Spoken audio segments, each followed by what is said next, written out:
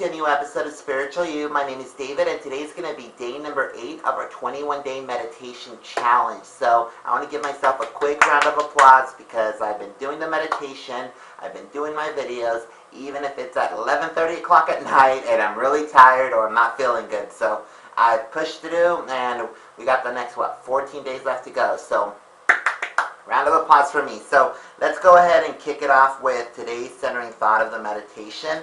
And that was, through the law of pure potentiality, I can create anything, anytime, anywhere. So he is actually referencing to one of the laws in his book that he wrote, which is called, where's the name? Oh, there you go, 7 Spiritual Laws of Success. Law number 1 being the one of pure potentiality. So I wanted to actually get the definition of that for you guys, just so we know what it was, because I wasn't really familiar of it. But it states, the source of all creation is pure consciousness, pure potentiality seeking expression from the unmanifest to the manifest.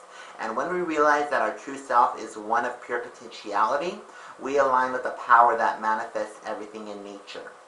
So in other words, when you discover your true nature and know who you really are, you're experiencing pure potentiality and stand fearless of any challenges. So one thing I really wanted to talk about today that had me laughing was that a few episodes back during the meditation challenge, and I'll annotate it with what specific video that was, I actually talked about how the news media reflects what's going on in the world and makes it seem like it's concrete and that's our reality. How we're losing jobs and unemployment's at an all-time high, and if you're unemployed, you're not going to find a job, and so forth.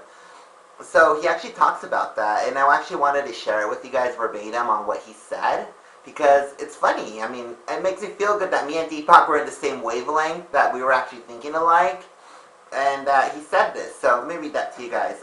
Thoughts and opinions often expressed as facts do not reflect our divine essence. News that jobs are scarce, global financial picture is bleak, world resources are rapidly diminishing. Such statements are not universal truths. Instead, well, let me move my page over. Instead, they represent a collective consciousness that projects a sense of scarcity and a false illusion of a competition. So with so much negativity, how do we overcome that? And this is what I picked up. This is what I feel what he was saying. How do we change that? We change that by being still, by meditating, by closing off that chatter from the physical world and move into our higher selves and focus on that, and focus on the potential that this world has, that the abundance that is around us, what we can accomplish, what we can achieve if we set those seeds of intention to manifest, what we want. So we have unlimited power within us. We do. It's just that there's so much chatter out in the world, and there's just so much going on, especially nowadays. I mean, I love social media, and that's one of the things that got Spiritual You off the ground and so forth, but a lot of times, you might have a friend or two that's a negative Nancy or a negative Charlie, and they're posting things about, that this is going on in the world, screw him, I hate him, I don't like this, and so forth, and, sharing their opinions. And that's fine and dandy, but when you have a lot of that on your Facebook news feed, that kind of adds a little bit like, it just makes you kind of blah. So he's just basically stating that, that meditation is the key. Meditation is what's going to help you. Sit still, close your eyes, remove that chatter from the physical world, and focus on your higher self. Your answers will come through meditation. So I really liked how he talked about that, and actually I really liked how his message about that kind of brings it to that where, that sitting still and being connected to your higher self is the answer. But yeah, that was that. And now we're going to move into our Sanskrit mantra. I believe this one is different because I have not heard this one. The reason I know, I had a little bit of a hard time saying it. I noticed with the ones that I have a hard time saying, they actually, one of the words would start with like the letter B, and I guess I realized the letter B is silent. So this Sanskrit mantra was Om Havan Namah. Om Havan Namah. I am absolute existence. I am a field of all possibilities. So with today's meditation, I did my thing. I was on the floor.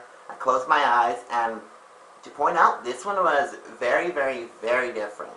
I'm always talking about how I feel it coming from my head and going through my body or through the front of my face, and this time around, yes, I still felt it come through my head, but it was odd. It kind of went like through my head, and then I felt it go through my arms. Like almost like my arms got just a energy. Like I went just to my arms. It just felt incredible. I would say, Om Havam Namah. Om Havam Namah. See, I'm having a hard time saying it right now as we speak. But yeah, that's what it was, and it felt interesting. I know previous video I talked about seeing color.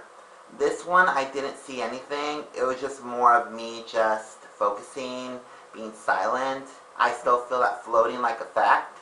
And like I said, I felt that energy just going through my arms, just head to arm. So that was really, really unique. And it's been an awesome journey. I'm glad that everybody's been sticking around with me, watching my videos, and just being part of this. It's really, really good. And again, I'm letting you guys know the 21st is getting even closer. If you're still not doing the meditation challenge, please do so. I know I've been seeing a lot of the links on it to buy the meditation challenge. So my assumption is, they have not made an actual statement yet, but my assumption is that they're going to start charging for it after the 21st. So if you have not jumped on the bandwagon and you can't afford to pay for the meditations, then jump on now and play catch up, because it's about 8 days worth of meditations that you'll need to do to catch up. So that's that. But other than that, I'll leave you guys for today. Just subscribe to my channel, Spiritual You. I'll post a link.